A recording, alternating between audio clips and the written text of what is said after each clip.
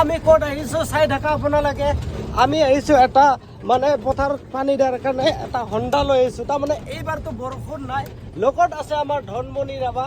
এখেতে বৰ্তমান মানে গাড়ীখন লৈ আহিছে আৰু আমি আহিছোঁ ইয়াত। চোৱা চবেই মানে এইবাৰ ৰ'দৰ কাৰণে মানে বৰষুণটো নাই, মানে খেতি কৰিব পৰা নাই। এই হণ্ডা চলাই কিনে মানুহবিলাকে ইমান কষ্ট কৰি খেতি কৰিছে, মানে ঠিক খাৱাৰ কাৰণে।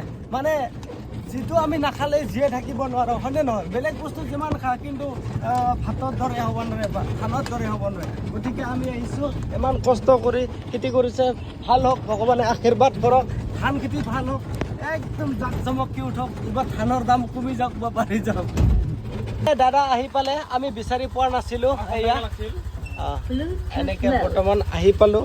এইটো দাদাৰে আছিল আৰু ইয়াত পানী দিব, তাৰমানে ৰ'দৰ বতৰত পানী দিব, মানে এনেকৈ আমি আৰু ভুই ৰুই থকা আমি বাইদেউসকলক দেখাই আছোঁ। আপোনালোকে চাৰিকে ইমান কষ্ট কৰি ৰৈছে, ৰুই আছে।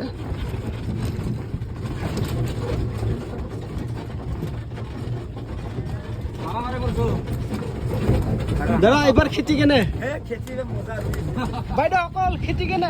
ভুই ৰুইছে না? দে সোনকালে ৰুৱা। আমি ৰুব যাব লাগিব নেকি? হাজিৰা দিব লাগিব আমাক। গতিকে ভাল লাগে এনেকৈ মাজে মাজে ধেমালি কৰিব লাগে। এয়া দাদা বাইদেউসকলে ৰেষ্ট লৈছে, এতিয়া কষ্ট কৰি কেনে এতিয়া হৈছে ৰেষ্ট লৈছে সিহঁতে। গতিকে চোৱা ইমান ৰ'দ বাপাৰে, কি ক'ম আৰু। এই ৰ'দৰ বতৰ পথাৰত আহি ভাল লাগছে, কিন্তু আমাৰ ভাল লাগছে গাড়ীত উঠিয়ে, কাৰণ বতৰটো পাইছোঁ না। কিন্তু যিসকলে কষ্ট কৰিছে সিহঁতে গম পাইছে মানে ৰ'দৰ তাপটো কেনেকুৱা। কিন্তু কৰিবই লাগিব, কষ্ট হয় না নহয়? এই কষ্ট কৰিলে আমি সময়ত কষ্ট কৰিলে আমি ফলটো খাব পাম, হয় না? নহ'লে ক'ত ধান ক'ত খাব পাম? মানে ধানৰ পৰা চাউল ক'ত খাব? গতিকে আমি মেইন জেগাটোলৈ আহি পালোঁ। আৰু মেইন জেগাটো এইটো নেকি দাদা?